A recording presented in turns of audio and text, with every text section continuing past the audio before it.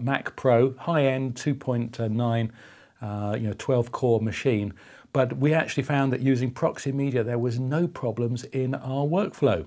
We then transcoded it using Sorensen Squeeze. We normally use Telestream's Episode, but they don't seem to have the 4K support in place yet. So our workflow actually was pretty good, and we didn't need to buy a 4K monitor. And we uploaded to YouTube, which has 4K support. Anyway, we'll touch on that a little bit later. But let's talk about this camera. First of all, something that we often forget to talk about is the price. Now, this is not a cheap camera. It's around £4,400 in the UK plus taxes and about $5,500 in the US. But you're getting quite a lot for that. Now, you could maybe compare it to cameras like the Sony NX5. And if you have used an NX5, you'll pick this up and you'll think it's almost the same camera. And that is about 2/3 of the price. So you are paying a premium for 4K, as you would expect with this new format.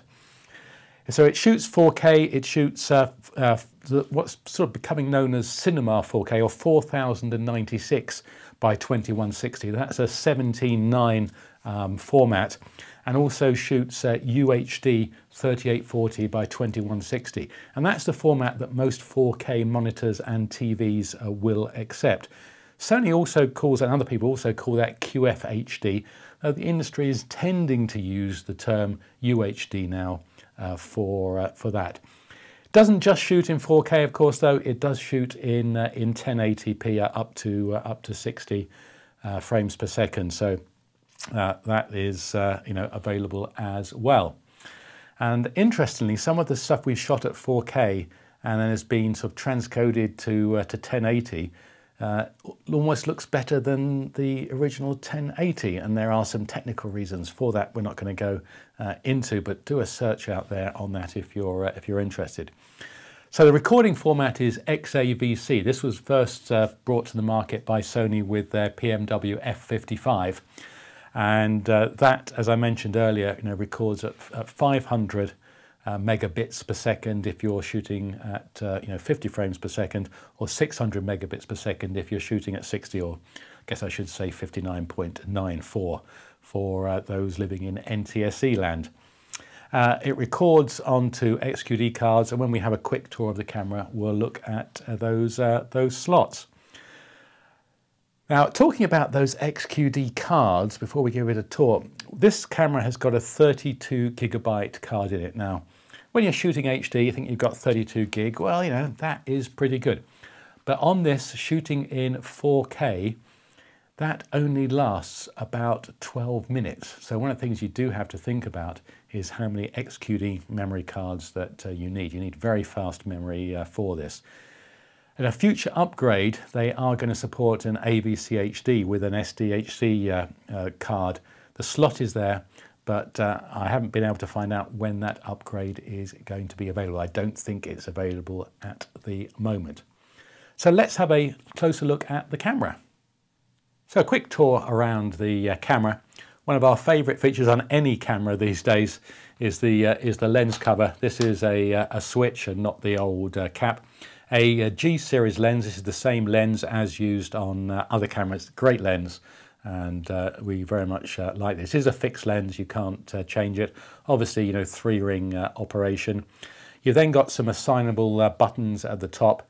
3 of them are pre-assigned for zebra, peaking and thumbnails, but you can reassign them.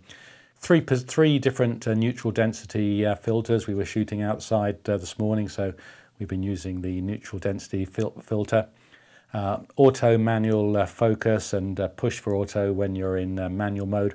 Audio controls, and down the side here there are buttons for operating the menus if you're using the viewfinder, and there's a sort of select and set rotary button there, and you can press it to select something. Underneath you've got gain, white balance, and a shutter speed control. So that is the side of the camera. On the top you have the fold out LED screen, and there are some buttons on the top for adjusting that. So you can either use the screen with these buttons, or you can use the eyepiece with these buttons for going through the menus. There is a zoom, rocker zoom here, as well as on the handle grip. So going around to the back then, and we'll open up this cover here, and you can see that there are two XQD card slots. We just have a XQD 32 gigabyte card in. This is the S series. This is 180 megabytes per second. This will capture at, and that is why that you need. You obviously need that, and they are reasonably expensive, and we'll touch on that a little bit later. There's the SD card slot, currently not in use. Two USB connectors, and you can actually use this. This can be controlled remotely. It has a sort of, you connect to it with a phone, smartphone or an iPad, etc. And through a web interface, you can actually remotely control the camera. You then have the battery, and then a series of connectors. And it's always amazing to see that you've got the old, yellow phono RCA jacks for video out, composite video, and right and left audio. Even on 4K cameras, you have that. You have an HDMI port, and you have another SDHC card slot. This is for recording the settings of the camera, so you can back up the settings and transfer those to another camera. Now the HDMI port does support up to 60 frames per second, and Sony have said that a firmware upgrade will give it the full HDMI 2.0 capability, so which is good. So it's not a 1.3 or 1.4 camera, which is 1.4 is limited to 25 or 30 frames per second. This will actually give you up to 60 frames per second plugged into an appropriate TV such as Sony Bravia 4K. Then we have you have time code, and then of course you have you have SDI on the left, and then we have time code on the right. Now the SDI does give you full 10-bit 422 output, but it's only HD. It's not 4K. But if you're recording in 4K, you can get an HD output, so you can record an HD feed onto something like Atomos Samurai, etc., field recorder, or you can take that into a studio link. And then swinging obviously the eyepiece at the top. So the viewfinder is 0.45 inch, 852 by 480, 16:9 viewfinder, and turning the camera around. You've got the grip, the power on/off buttons, and you have remote connector here for land see, focus magnifier, zoom. You've got an iris push button, two XLR connectors for audio, and just under here there's a flap for selecting the various audio options. And we've got a microphone mounted, and that's it, except at the front, of course, you have got a microphone there as well, so you can use this omnidirectional stereo electret condenser microphone if you want to, if you haven't got another microphone connected. So that's a quick look around the camera. Now, if you're used to Sony cameras and you looked at that, you'll probably think, well, I understand that camera. We just picked this up and used it without any problem at all. Very similar to the NX5 and the 155, 200, etc. Really, really nice camera, and the nice G lens on it. So let's now look at the workflow. We went out and shot some video outside, just of some plants to give you an idea. And we're not going to include that video here in this video. We're going to publish those separately, because one of them is going to be in 4K and one of them is going to be in HD. And you can look at those, because this is being shot just in HD, so it wouldn't have been fair to include them in it. So do look for those two clips. But let's just have a quick look at how the workflow was and the operation in Final Cut Pro 10.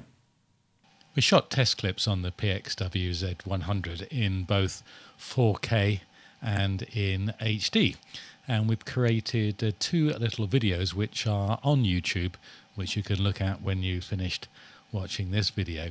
Here's the first one. This is the HD clip, and if I move, I'm in Final Cut Pro 10 here, and you can see there's no problem at all with moving along the timeline. We were expecting some potential slowdown with the 4K version, but if I switch to 4K, we actually found that it was just as responsive. Now, we did create, proxy media when we were importing, which of course helps a lot with this.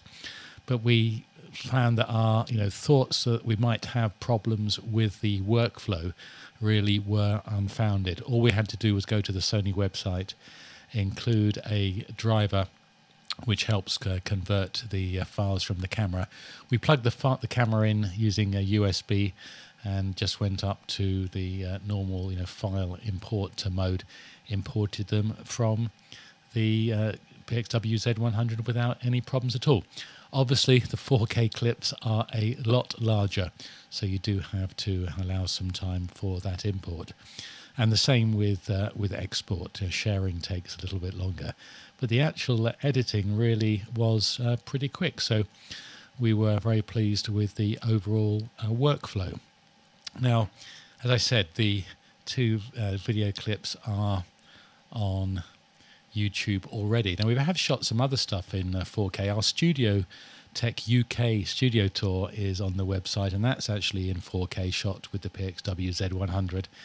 And soon we will be releasing a studio tour of the US studio, also shot with the PXW Z100 in 4K. So the two clips to look for are called Sony PXW Z100 Test Clip 4K and Sony PXW Z100 Test Clip HD. If I just go to this particular clip, you can see that it is playing. These are shot in 25p, and if we go to settings, you'll see that available all the way from 144p up to 2160 in 4K. So what you can do is to look at this particular clip, the 4K clip. I would suggest watching that in 4K if you can, but if not, watch it in HD, and then go and compare that to the HD clip being played in HD. We have found that some of the down converted 4K footage actually looks better than native HD footage. So see what you think. So check out those two files.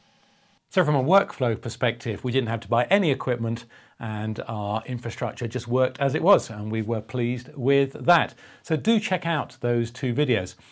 The HD video has two clips in it.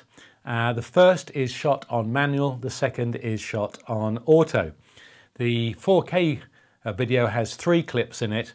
The first two clips are almost identical to the HD. The shots are taken of the same plants, etc. And again, the first one is in manual and the second one is in automatic. And there's an additional third clip there of a nice poppy that was in the garden that we thought we would zoom in on. So check those out. Now, what do we think of the camera? We need to summarize what we have thought about it. So let's think about the negatives first of all. Now, if you want to shoot in low light, the camera is not that great in low light. Like many cameras at the beginning of the HD sort of evolution, the low light performance wasn't great. The sensors, they have to improve as they develop them. It's not saying that it's bad, but it is not great. They quote 3 lux as needed at 25